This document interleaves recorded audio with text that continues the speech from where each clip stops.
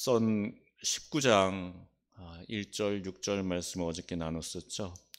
예레미야는 흰놈의 골짜기, 도벳이라고도 하는 그곳에서 벌어지는 유다 백성들의 그 죄악을 보면서 그곳을 죽음의 골짜기라고 부르는 날이 올 것이다 라는 하나님의 말씀을 선포했습니다. 그리고 그 뒤에 10절, 11절을 보시면은 하나님의 명령대로 옹기를 깨트리면서 하나님께서 내리는 재앙으로 예루살렘도 이같이 깨어질 것이다 라고 선포하고 있습니다. 그리고 또 15절에 보시면 성전에 올라와서 백성들에게 예루살렘 성읍에 대해서 선언한 것, 그 모든 재앙이 모든 촌락에까지 미치게 될 것이다 라고 외치고 있죠. 바로 그 말을 들은 바스훌이 그 말을 듣고 어떻게 했다라고 하고 있죠. 2절 말씀에 예레미야를 때리고 성전에 있는 베냐민 문 위층에 목에 씌우는 나무고랑으로 채워두었다라고 하고 있습니다. 얼마나 있다가 풀려났습니까? 바로 이어지는 3절에 보시면 그 다음날 풀어주었다라고 하고 있죠. 자, 하루를 꼬박 목이 이렇게 채워진 상태에서 얼마나 고통스러웠을까요? 거기서 풀려났으면 집에 가서 쉬고 싶겠죠. 그런데 예레미야는 바로 그 풀려난 그 자리에서 여호와께서 주신 말씀을 바스훌에게 선포합니다. 그 시간에도 예레미야는 그 고통스러운 시간에도 하나님과 교제를 나누고 있었던 것입니다. 하나님의 말씀을 받은 것이죠. 그 말씀의 내용은 무엇이었습니까?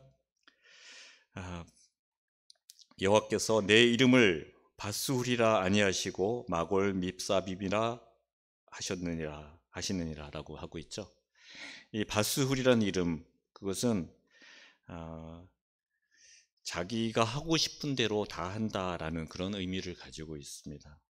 반면에 이 마골 밉사빕이라는 말은 그 사방의 두려움이라는 그런 뜻을 가지고 있습니다. 바스훌은 하나님의 그 명령을 받지 않고 자기가 하고 싶은 대로 자기 이름대로 해왔던 것이죠. 이렇게 사람이 자기 뜻대로 자유롭게 자기가 하고 싶은 대로 다 하고 살면 어떨까요? 바스훌처럼 살면은 그 인생이 자유로워지고 행복해질 수 있을까요? 그렇지 않죠. 도리어 하나님께서 부르는 것처럼 마골 밉사빔, 그 사망의 두려움이 그 삶을 뒤덮어 버린다는 것을 하나님께서 이 이름을 통해서 말씀하고 계시는 것입니다. 4절을 보면 보라, 내가 너와 내 모든 친구에게 두려움이 되게 하리니 그들이 그들의 원수들의 칼에 엎드려질 것이요 내 눈은 그것을 볼 것이며 내가 온 유다를 바벨론 왕의 손에 넘기리니 그가 그들을 사로잡아 바벨론으로 옮겨 칼로 죽이리라. 이 바스훌 때문에 그의 모든 친구들이 그가 보는 앞에서 외적의 칼에 맞아 죽는다라고 선포하고 있죠. 여러분, 잘못은 바스훌이 했는데 벌은 친구들이 받는 걸까요? 좀 억울한 것 아닌가요? 그렇지가 않죠. 여기서 친구라는 것은 바스훌과 똑같은 유유상종이란 말을 생각하게 하는데요. 바스훌의 그 말과 행동에 부안해동한 그 제사장들, 그리고 거짓 선지자들, 그리고 그들을 따르는 백성들을 의미합니다. 제사장들이 백성들에게 바로 가르치지 않고 또 그 거짓 선지자들의 예언을 따르도록 그렇게 한 잘못, 그것을 묻겠다라는 것입니다. 또 백성들도 그 거짓 예언들을 듣기를 좋아했습니다. 정확하게 얘기한다면 백성들은 그런 거짓 예언들만 듣고 따랐습니다.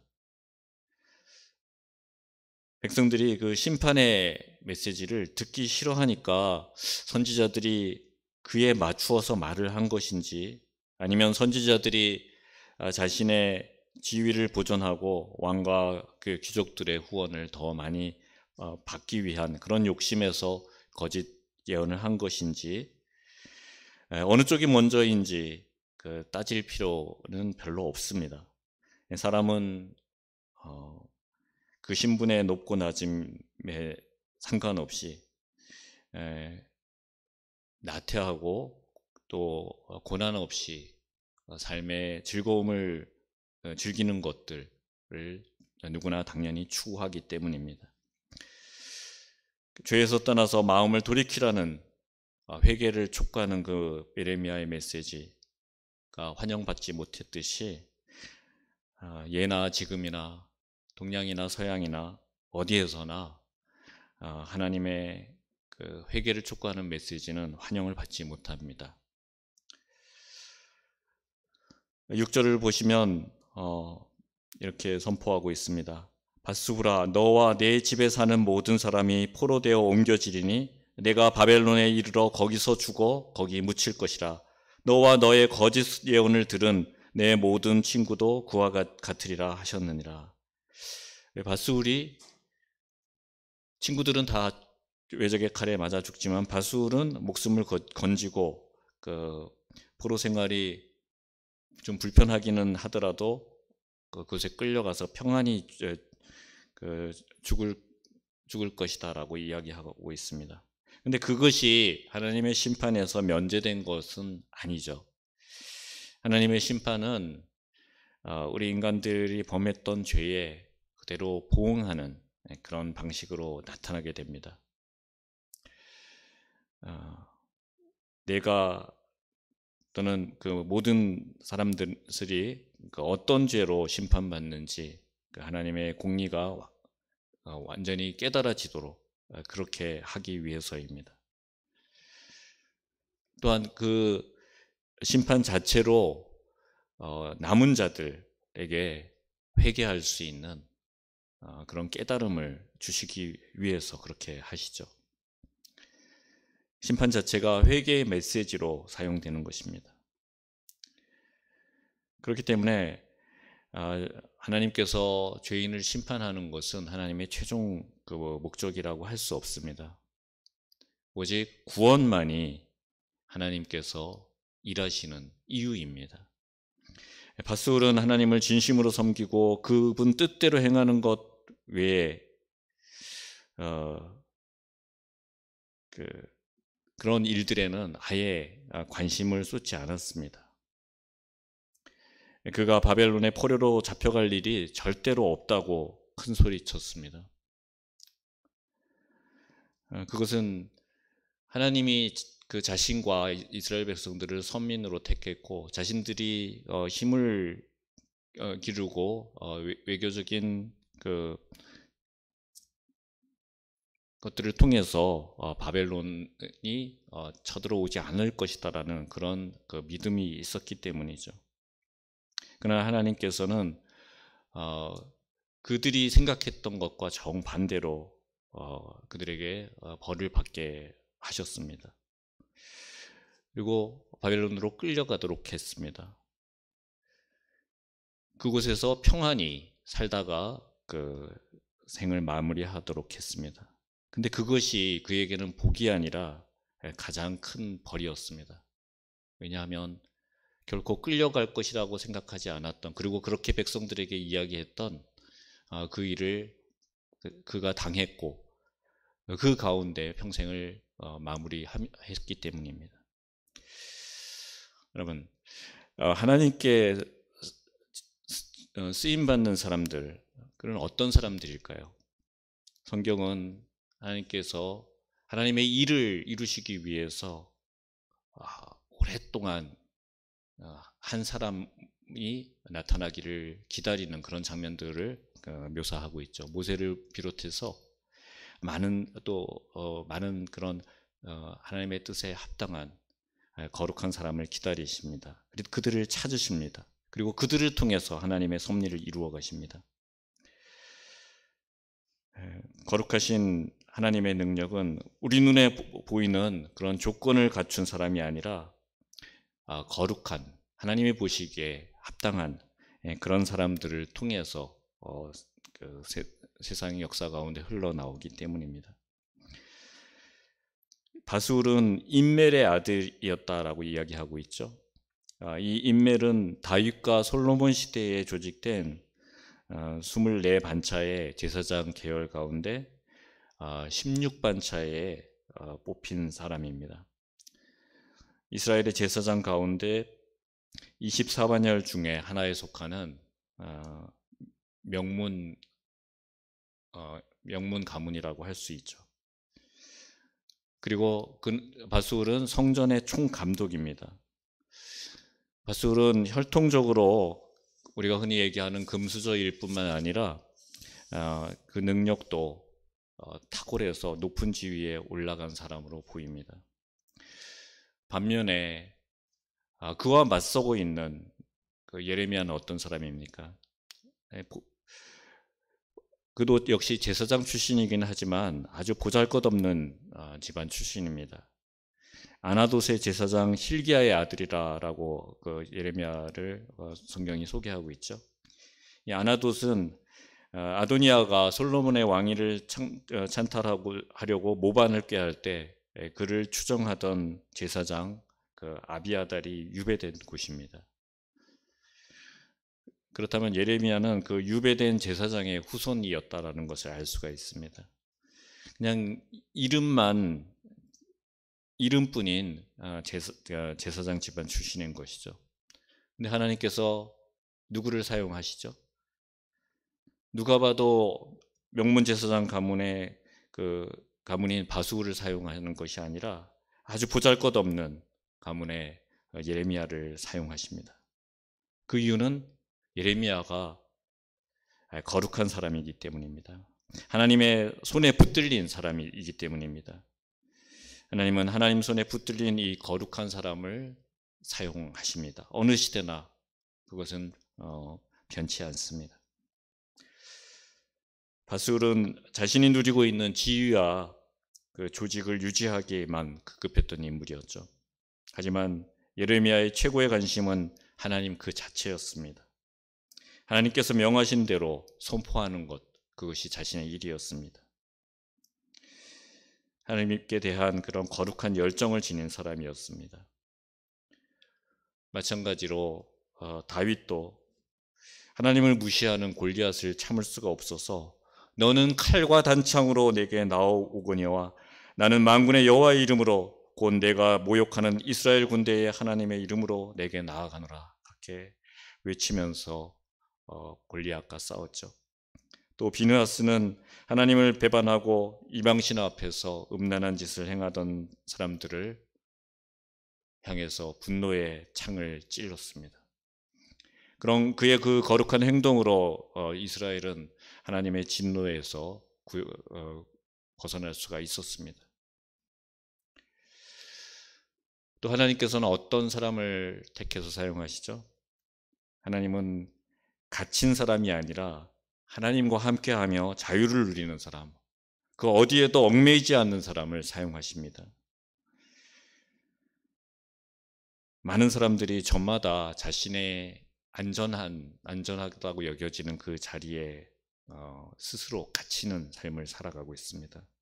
자신의 학력에 또 자신의 지식에, 자신의 경험에, 자신이 몸담고 있는 조직에, 또 자신이 맺고 있는 관계 속에 그 안에서 갇혀서 살아갑니다.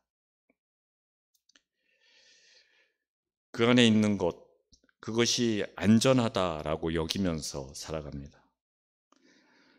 근데 이런 사람, 바술이 그런 사람이죠. 바로 이런 사람은 하나님께서 사용하실 수가 없습니다. 하나님은 하나님 외에 그 어떤 것에도 갇히지 않는 자유로운 사람을 사용하십니다. 예레미야는 비록 자신이 내세울 만한 그런 뒷배경도 없는 사람이고 심지어 가족도 없이 홀홀단신인 사람이었습니다. 젊은 나이에 부름을 받아서 몇십 년을 하나님의 말씀을 선포해도 어느 누구도 그의 말에 귀 기울이지 않는 철저한 아웃사이더였습니다. 그러나 그는 언제나 하나님 말씀에 집중하고 하나님의 말씀을 전하는 일을 자신의 사명으로 감당했습니다. 이런 이런 예레미야가 전하는 그 예언을 밧술이 듣고 어떤 조치를 취했죠? 곧바로 예레미야를 잡아 때리고 목에 나무고랑을 채워서 가두었습니다. 이런 밧술의 행동은 망설임이 없고 신속했습니다. 그랬던 이유는 무엇일까요? 그가 성전의 감독으로서 그 예레미야의 말을 들으면서 그 말들이 퍼져나갈 때 많은 백성들이 동요할 것을 염려했기 때문입니다. 그는 자신의 체제를 유지하고 기존의 체제를 유지하고 자신의 지위를 지키려는 데 모든 생각이 모아져 있었습니다. 그렇지만 제사장으로서 또 성전 총감독으로서 해야 될 가장 중요한 일을 망각했던 것이죠. 그 일은 무엇입니까? 제사장으로서 총감독으로서 해야 될 가장 중요한 일은 많은 사람들을 하나님께로 돌아오게 하는 일, 그것이죠. 하나님의 말씀을 많은 사람들로 하여금 듣도록 하게 하는 일, 바로 그것이 제사장이 할 일입니다.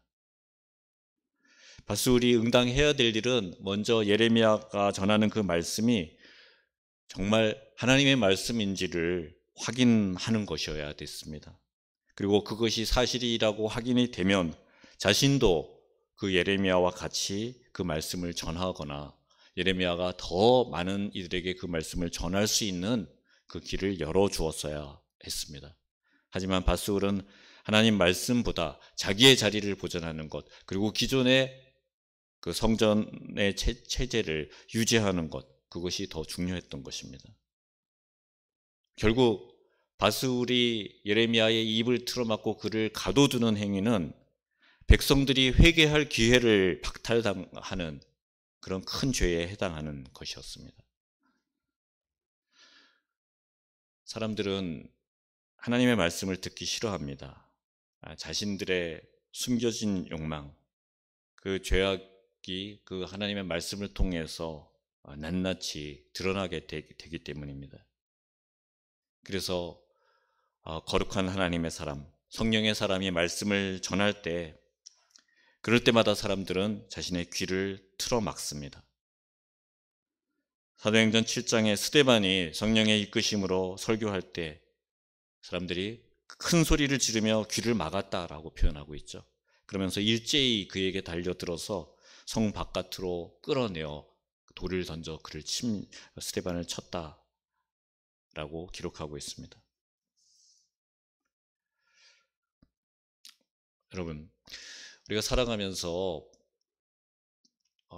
큰 힘을 가진 사람, 큰 권력을 가진 사람이나 큰 부를 가진 사람하고 줄을 대려고 애를 씁니다. 그런 사람의 마음에 드는 그런 사람이 된다면 그 사람의 인생은 전적으로 완전히 달라지게 된다라고 생각하기 때문이죠. 그런데 하나님의 마음에 합당한 사람, 하나님의 마음을 즐겁게 해드리는 사람, 하나님 마음에 드는 그런 사람이 된다면 우리 인생은 어떻게 변할까요?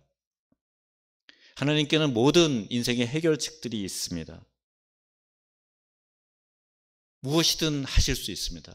그러나 문제는 바로 사람입니다. 하나님께 꼭 필요한 것이 사람입니다. 하나님은 스스로 일하시기도 하지만 대부분의 일들은 사람을 통해서 해 나가십니다. 그래서 우리가 하나님께 붙들려서 쓰임받는 사람들이 될 때 우리는 하나님의 뜻을 이루며 우리 스스로가 기대하는 그 어떤 것보다도 영광스러운 인생을 살게 될 것입니다. 하나님께서 어떤 사람을 사용하신다고 그랬죠? 거룩한 사람을 사용하신다라고 하셨죠. 하나님께 그 사로잡힌 거룩한 사람만이 하나님의 열심으로 하나님의 일하시는 그 현장 가운데 뛰어듭니다. 이 자리에 모인 여러분들 모두가 그런 거룩한 사람으로 하나님께 쓰임 받기를 간절히 바랍니다. 또 한 가지, 어떤 사람을 쓰신다고 하셨죠? 어디에도 매이지 않는 자유로운 사람, 갇혀있지 않은 사람을 쓰신다고 하셨죠. 여러분들 모두도 이 땅 그 어느 곳에도 갇혀있지 않는 그런 사람들이 되시기 바랍니다. 오직 하나님 안에 하나님에게만 갇혀서 세상 모든 삶으로부터 자유로운 그런 존재가 되어서 하나님이 원하시는 바를 자유롭게 감당하는 그런 복된 성도의 삶을 오늘도 내일도 영원토록 살아갈 수 있기를 간절히 바랍니다. 그것을 위해서 오늘 기도하며 오늘 하루를 힘차게 열어가시기를 바랍니다. 기도하겠습니다. 하나님, 저희들이 세상의 조롱과 위협 속에서도